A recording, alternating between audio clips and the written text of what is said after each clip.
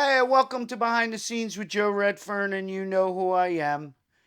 Today's episode, I'm focusing on black civil rights and human rights, and those that the humans, both black and white communities, rely on for leadership and results, and how we're not getting it and why.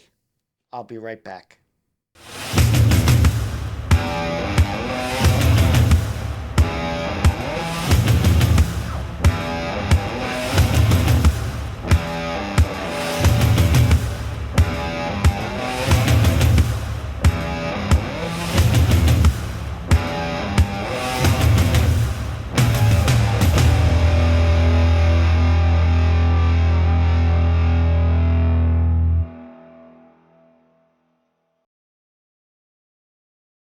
Okay, as usual, it's Joe. I'm here. And by the way, don't forget to hit subscribe, like, and notifications.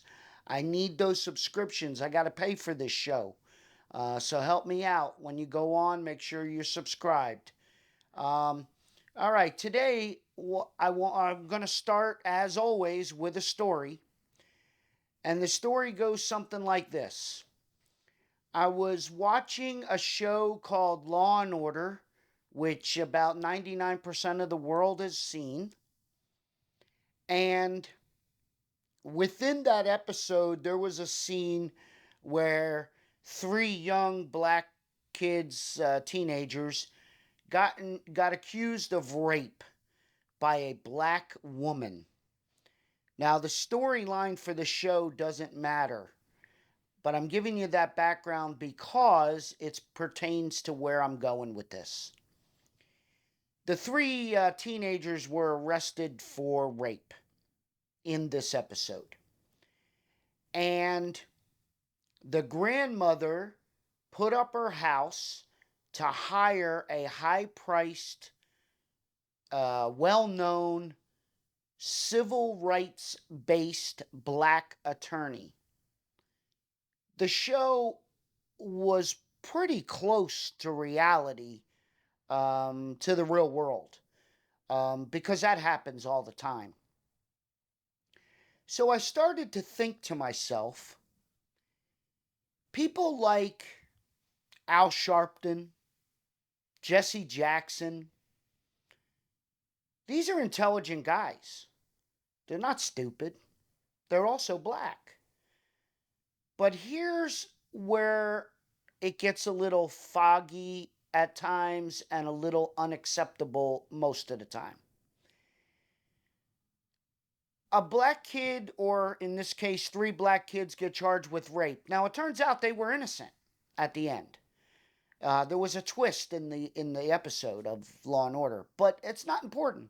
What is important is that in the course of conversation between the attorney and the police officers in the police station in one of the scenes, the attorney says to the cops, listen, if you don't release my clients by noon today, I'm going to the media. Okay, we can use the evil, dreaded media as leverage against the cops. Everybody does. I'm not opposed to that. I don't think it's right, but I'm not opposed to that. I believe you should give the police department enough time to do their job, do it well, and to do it properly. But if you want to be that attorney that forces their hand, whatever, so be it. It is what it is. But I started to think further into this.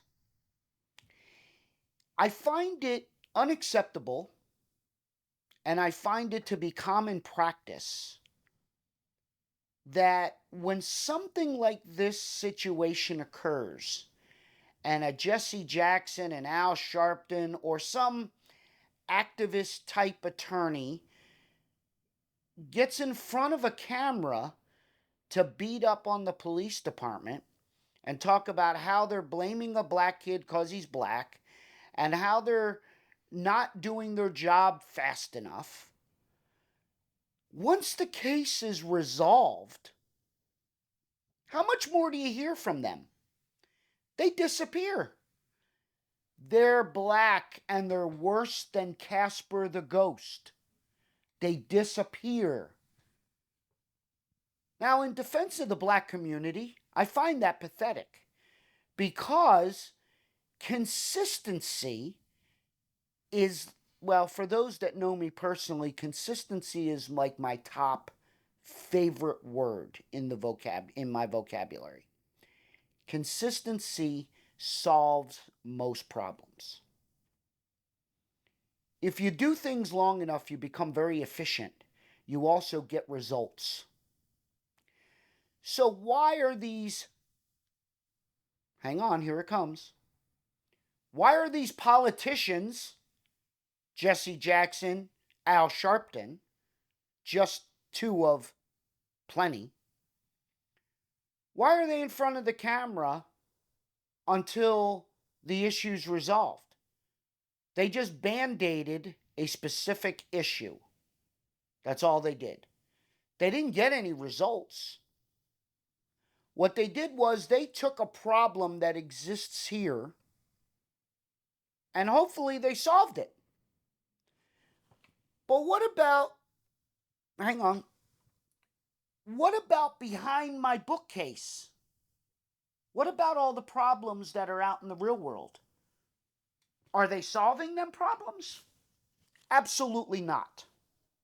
They are absolutely doing nothing to cure a problem. They're solving nothing. All they're doing is gaining political traction over the unfortunate circumstances of a fellow black American human being. They're not in it for the human being. They're not in it for the black human being. They're not in it for the white human being. They're not in it for anybody but themselves.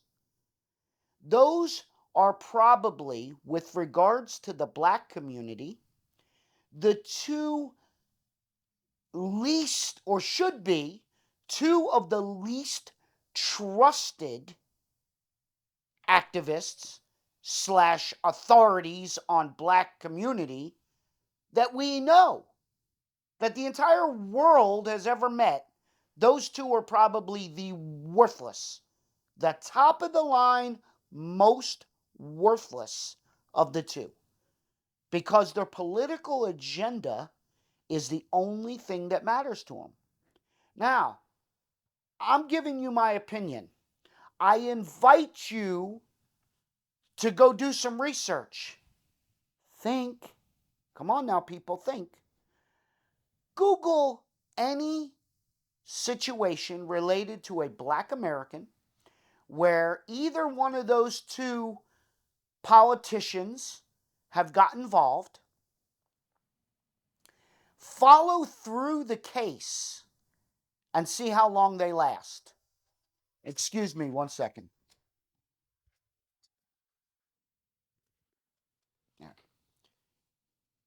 Just follow through the case. See how long they lasted. Were they there for the court hearing? Yes. Were they there throughout the investigation? Yes. Were they there as soon as somebody, a family or a friend of the accused, got a hold of them? Yes, if it's high enough profile. Do you see them for every situation? No. Why would you? If it's a situation that's not in the major news media, if it's not in the major media, what do they care? Their goal is to get their face in front of a camera. That's it. They're politicians. Stop believing what you hear. Confirm. Get facts. These two, among many, are useless. They're not solving anything. They're band-aiding problems. I don't need to give you an example.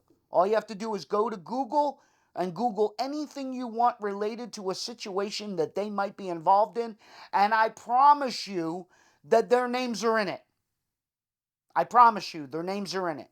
There are no national news stories related to something that could be construed as illegal or immoral or bad conduct by a police officer where their name's not there. I just know it for a fact. They're always going to be in mainstream media because they're politicians. I'm talking to people on the streets. They're talking about how they have good support. You don't have any support, people. These guys don't give a damn about the human race.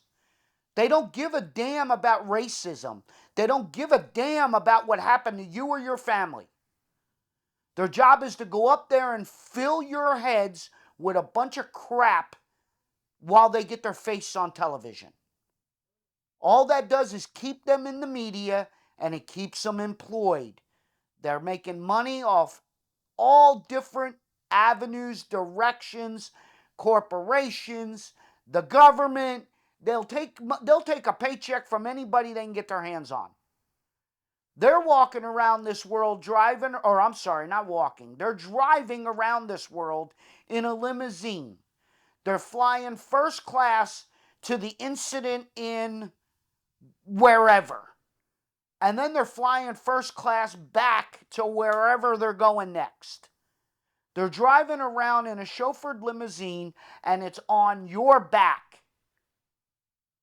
Don't forget, previous episode, they work for us. We don't work for them. So why are they not paying us to be on TV? Because they're living off the back of your misfortune. They're living off the back of a shot to death black teenager. God forbid any situation similar to that would make national news, they're getting involved. And again, it's just to be in front of the camera. People, stop believing what you hear. We need solutions. We don't need band-aids. Hell, I can go out there and defend you. You got a case against the police department? Call me. I'll go show up in court. You could pay me. You could pay me thousands of dollars. I'll get my face in front of a camera and I'll tell the whole world what they want to hear. That it's all about because they were black, or it was all about because they were a black teen, or anything that can create additional racial divide. And their face in front of the camera. Those are their goals. Keep it separate. Remember, if we solve racism, even if we don't solve it, because there's always some jackass that's not going to believe that we're all human beings. So even if we just minimize the amount of racism in our country, and we do things properly as human beings, they can't get on camera, which means they can't make any money, which means they're not living the lap of luxury off of the backs of the black community. Think about that. Think about that. You're supporting people that have no earning potential for the respect that you're giving them.